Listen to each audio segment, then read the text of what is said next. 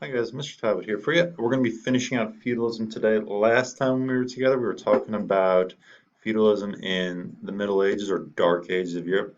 We're going to kind of shift to the other side of the world now and be looking at feudal Japan. So again, I would start a new section notes. That way you have a section just on feudal Japan, or make sure you've kind of already been able to finish out your Europe ones. We think back to what was going on in Europe. So remember the Roman Empire had collapsed and that had kind of thrown things into chaos, and there was kind of this concern and this lack of safety in Europe, and that kind of led to feudalism. Similar situation in Japan. So we can kind of see that feudalism really does provide security. That's why we see it on completely opposite, completely unrelated developments, but the same thing happening. The threat in Japan was kind of twofold. You had uh, potential of invasions from Mongol/Chinese invaders. They had tried that a couple times in the 1200s. The other thing going on here is Japan is really, really divided into these small, different what are called shoguns, and the people that remember the shogun. So these different shogunates are kind of running, and Japan's not unified, and there's different attacks back and forth. So feudalism helped provide that kind of localized security, localized protection to the population. So it's just like in Europe. Just like in Europe, also there's going to be some lower classes that the labor is going to be kind of exploited, but in return they're kind of getting that security. So again, we kind of talk as there was a king in charge in Europe, there's going to be an emperor here in Japan. There were lords or nobility in the European model. The shoguns are going to be the lords here, along with the kind of the daimyos as well.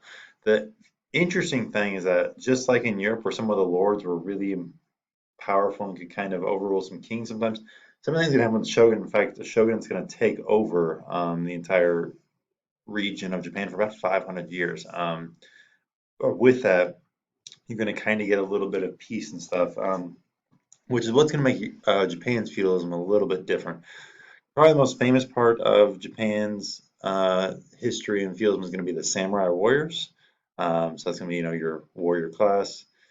And then you can kind of see peasants. In fact, merchants are actually viewed as even lower class than a peasant in Japan. The reason for that is people were like, you're trying to sell me stuff, you must be trying to trick me and whatever, and you're taking, you're not creating. Whereas there's kind of the view that the peasants are creating. So want to kind of zoom in because it is famous and it is kind of a significant thing and unique about what's going on in Japan. So just as we're going to see soon in Europe, you had the knights. Here you have the samurai. Eventually in Europe, the knights are going to become less important. Paid soldiers are going to be more important. Same thing's going to happen here in Japan. But for a time, the samurai are kind of viewed as, the elite, not only soldiers, but just kind of people of Japanese society. Very, very strict way of life, kind of known as Bushido. Highly disciplined, and they were much more well educated than what we see like knights in Europe. There wasn't an expectation if you're a European knight that you can like discuss the philosophy of Socrates and Aristotle.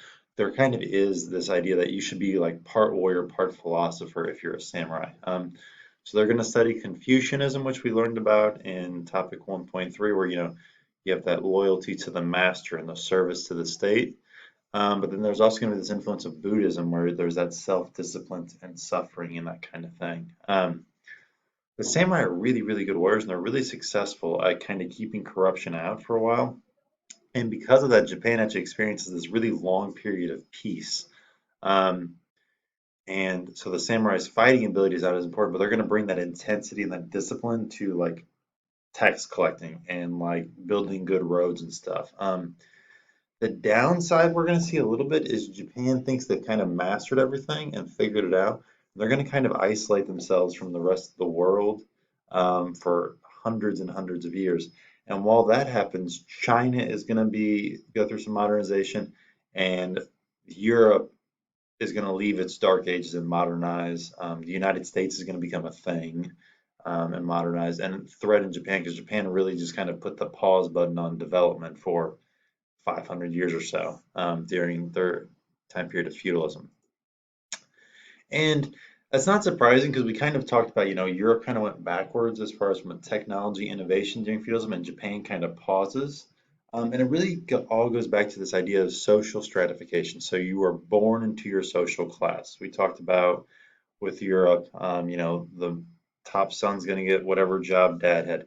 Similar situation going on in Japan. There's a little more fluidity in Japan system, but for the most part, it's a society that is very insulated, provides what it needs, but doesn't really improve and get better. It's very agricultural based, which exposes you to some issues with, famine and that kind of thing if you have a bad year of crop.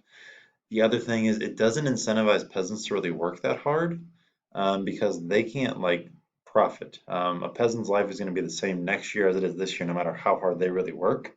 Um, so you have to produce enough to, meet your quota to your lord and to feed yourself. But anything extra you produce, well, your lord or your daimyo is just going to take.